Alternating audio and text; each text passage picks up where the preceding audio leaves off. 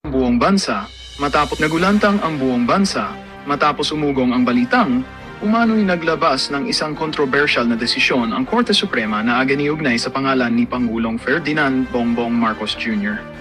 Sa gitna ng matitinding pahayag at viral na usapan online, muling bumalik ang tanong ng publiko, arestado na nga ba ang Pangulo o isa lamang itong malawakang espekulasyon? Dahil dito, mabilis na umigting ang tensyon at emosyon ng mamamayan na naghahanap ng katotohanan sa likod ng balita. Samantala, sinasabing lugmok at nabigla ang Malacanang sa naging takbo ng mga pangyayari. Ayon sa mga ulat, abala umano ang ilang opisyal sa pagsusuri ng mga impormasyong kumakalat at sa posibleng epekto nito sa pamahalaan. May mga panawagan ng katahimikan at maingat na paghawak sa issue habang hinihintay ang malinaw at opisyal na pahayag mula sa mga kinaukulang institusyon upang maiwasan ang kalituhan at pangamba ng publiko. Sa kasalukuyan, nananatiling palaisipan kung ang sinasabing desisyon ay may legal na katotohanan o bahagi lamang ng umiinit na bangayang politikal. Patuloy ang paalala sa mamamayan na maging mapanuri at umasa lamang sa beripikadong impormasyon mula sa opisyal na pinagmumulan. Ano man ang kahihinatnan, malinaw na ang isyong ito ay muling yayanig sa tiwala, pananagutan at hinaharap ng pamumuno sa bansa.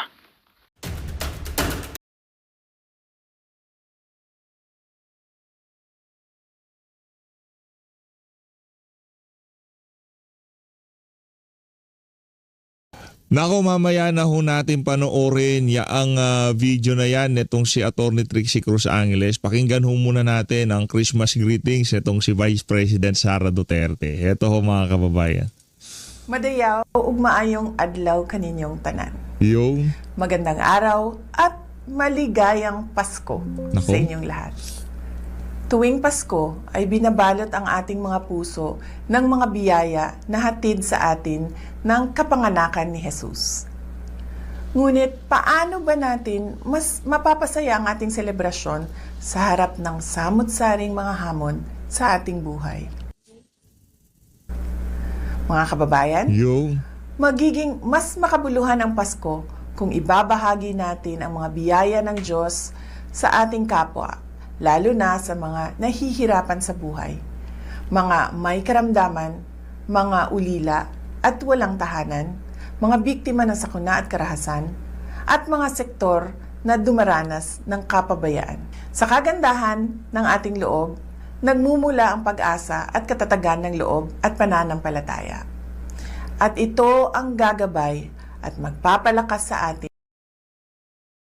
bilang mga individual, bilang mga pamilya, at bilang isang bansa. Hangad ko ang inyong kaligayahan kasama ang inyong mga kapamilya at mahal sa buhay. Lagi din nating ipagdasal ang biyaya ng kapayapaan at katatagan ng ating minamahal na bansa.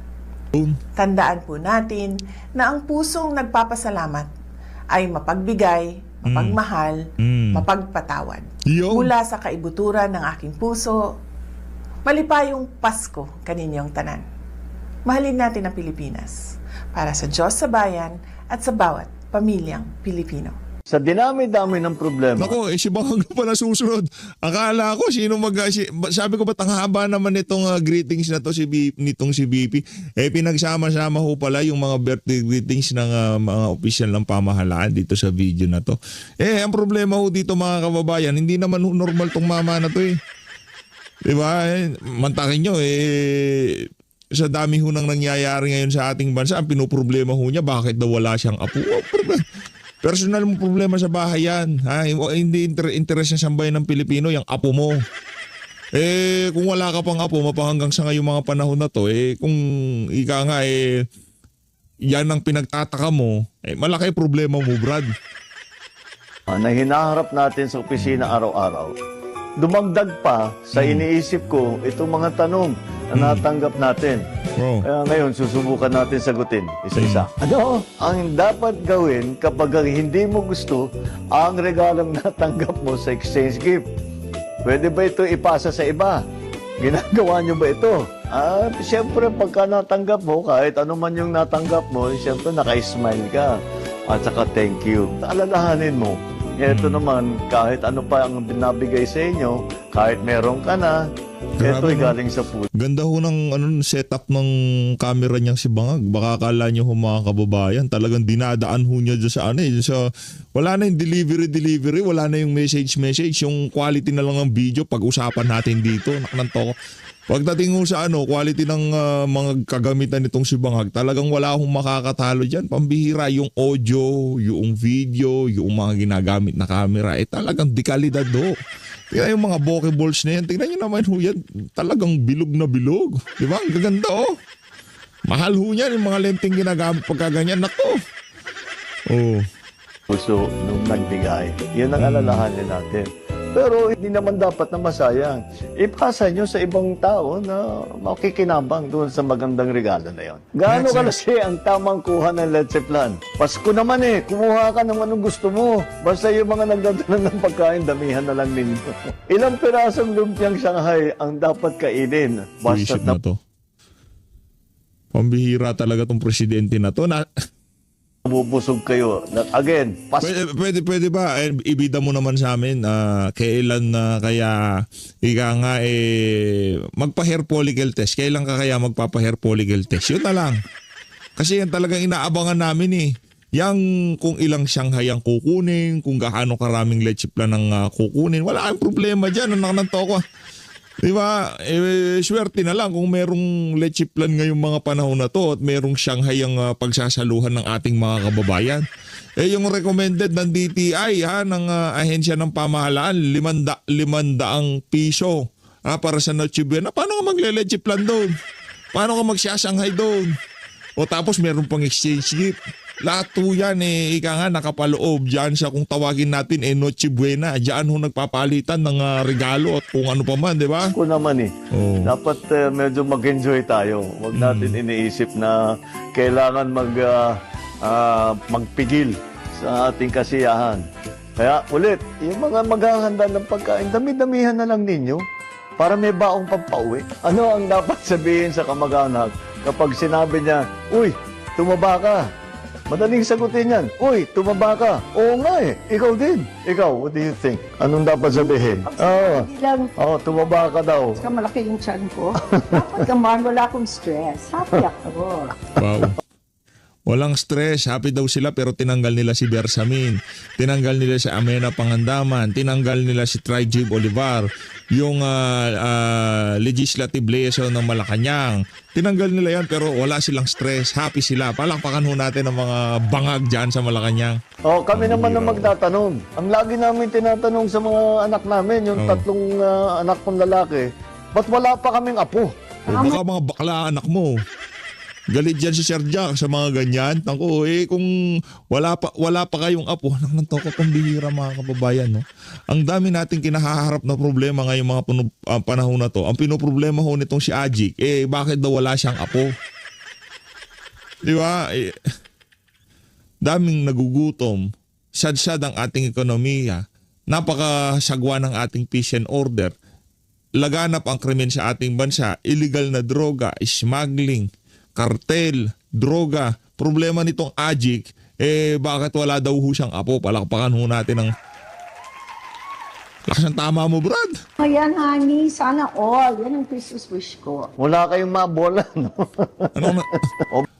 Scripted na scripted Ang nga naman, honey, sana all. Pag kababayan na. Tingnan yung scripted na scripted. Anak ng tawa, hindi ho sila marunong umarte. Sino ba director dito sa Christmas greeting na to? Sarap batuka, no? Pakinggan nyo mga kababayan. Talagang scripted, okay, ha? Tatlong anak kong lalaki, ba't wala pa kaming apo? Tama yan, honey. Sana all. Yan ang Christmas wish ko. Wala kayong Yari ka kay Senator Amy Marcos. Yung mga kaartihan mo na yan, butod. Hindi yan kakana dito kay Amy Marcos. And Amy, yung galawan mo parang nakikita namin dito sa bayaw mo. Ay, hipag mo pala siya.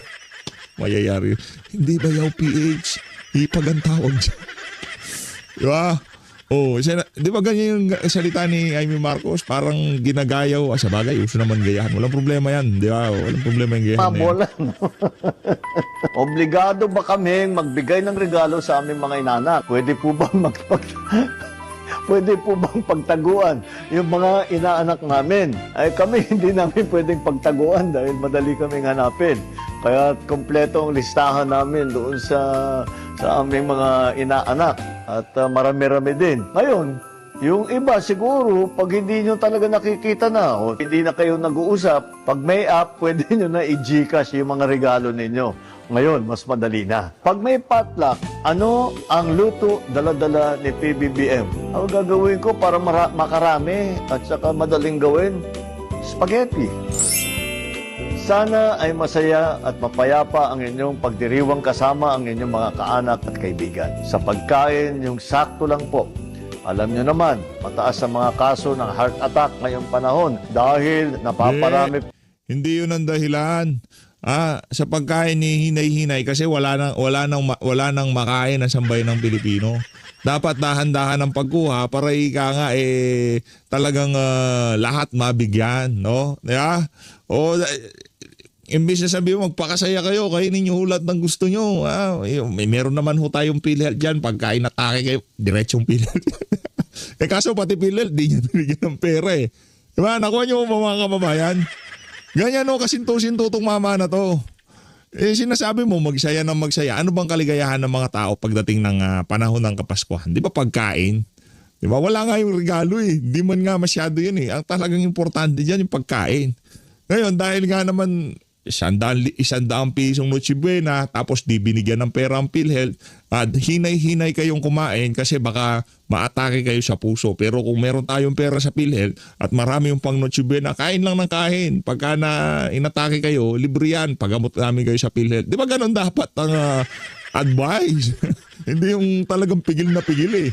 Dahil wala ng pera pamahalaan, kinuha na ng mga magnanakaw. Kalma na. Papasko ngayon, kaya kailangan kalmalicious lang ika nga. Po ang kain natin ng taba. Ingat lang po sa pagmamaneho kung saan po kayo pupunta. At syempre, mag-ingat sa mga paputok. Siya. Okay ka na doon, okay na. Okay na yan si Bangag. Okay na yung kay Bangag. Syempre, yung susunod na presidente at yung kasalukuyang presidente, hindi naman ho natin pwedeng palampasin ang pagkakataon na ngayong Kapaskuhan, hindi ho natin marinig yung sasabihin noong hindi magiging presidente. Heto na ho yung hindi magiging presidente. Game.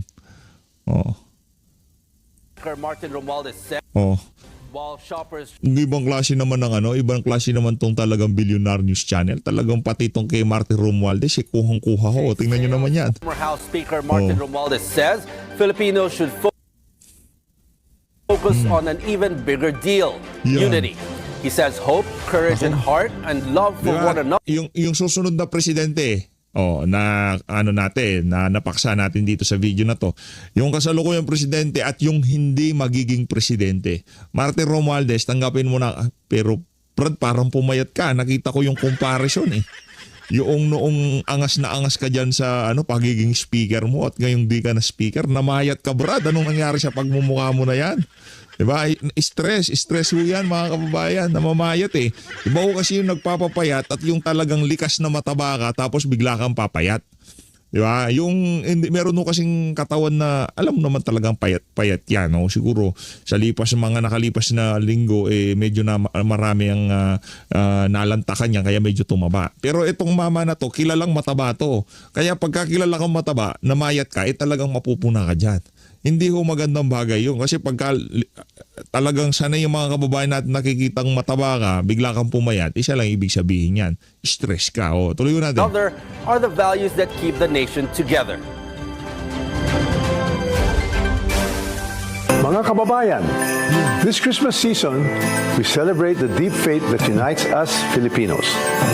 Pag-asa, puso, tapang, at pagmamahal sa bawat isa. May the birth of Christ renew our hearts, strengthen our families, and remind us that even in difficult times, light always finds its way through. Maupay nga Pasko, haiyong atanan. Ano na naman bang kabalbalan yun? Martin Romualdez, pambihira talaga tong mama na to. Oo, kung ano-ano mga pinagagawa sa buhay, no? Ano lang naman ho yan. Yan ho talagang pambihira. Ibang klase talaga tong si Sir EB. O Sir EB, Merry Christmas ha. Ito talaga, idolo ko to Sir EB Galbot ha. Taga Cebu ho yan Hindi pa ho natin siya napasyalan pero siguro next year ha. Papasyalan ho natin yan si Sir EB. Tikman ho natin yung lechon dyan sa Cebu. Malupit yung lechon dyan Hindi, teka lang. Post niya ho ito, post ho nitong si Sir EB ito. Teka lang. Mali. Mali ho yan. Ito, lagay ko yung niya dyan, yung FB page niya para yung mga kababayan natin pagka, ang tawag dito, na napadaan ho sa inyong feeds itong larawan na to i-follow nyo na rin ho itong si Sir EB Galbot. So sa mga ika nga talagang sinusubaybayan nating political vlogger itong si Sir EB Galbot. Yan Martin Romualdez, tingnan mo naman yung pagmumukha mo, yung before and after, di ba? Okay lang sana kung kung yung nagpapaganda, ganito yung ipapakita nilang mga commercial sa kanilang mga produkto. Before and after, pagka tinake mo tong supplement na to, sigurado papayat ka. Parang ganun Kasi ang problema flood control pinag-uusapan natin, nagpayatan itong mga walang yang to. Anong sabi nitong si Sir EB? Talaga si Sir EB, malakas mang Alaska to Dapat pangalan nito Alaskador less carbs, more protein.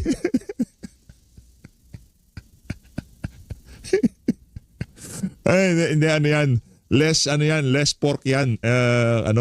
Sir EB, less pork, hindi less carbs.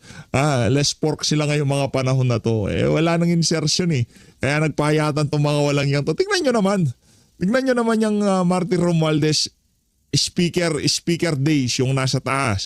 House of Appropriation Chairperson Days, itong si Martin Romualdez. At ito ho sila ngayon. Umiikot lang ho ang mundo. Diba? Walang nakaisip na darating tong punto na to na kung saan sila magkakagatan. Diyan sa House of Representatives, diyan sa Malacanang, merong libiste, labo-labo na ho sila ngayong mga panahon na to. Diyan sa bulwagan na yan. Direkta ho tayo dito kay Atty. Trixie Cruz Angles. Game! Sa source ng information, in this case, si Secretary John Vic Remulla, it is possible kaya dumadami ng mga katanungan ay dahil nga hindi pinagkakatiwalaan ang source of information. Yung Ma'am, dito lang muna ako sa issue po with dating yung yumaong si Undersecretary Maria Catalina Cabral. Wala po siyang kinakaharap na kaso. Pero bakit po, legal po ba yung pagpapakuha ng kanyang mga tawag nito, yung kanyang mga gamit, yung kanyang mga cellphone, pati na rin po yung actually ngayon nakikita na natin sa publiko na yung kanya pong pagpunta doon sa hotel kasama po yung kanyang driver. Bakit po ganito yung kanyang klase ng pag-iimbestiga po sa kanya na considering wala naman po siyang kasong kinakaharap, Attorney Trixie?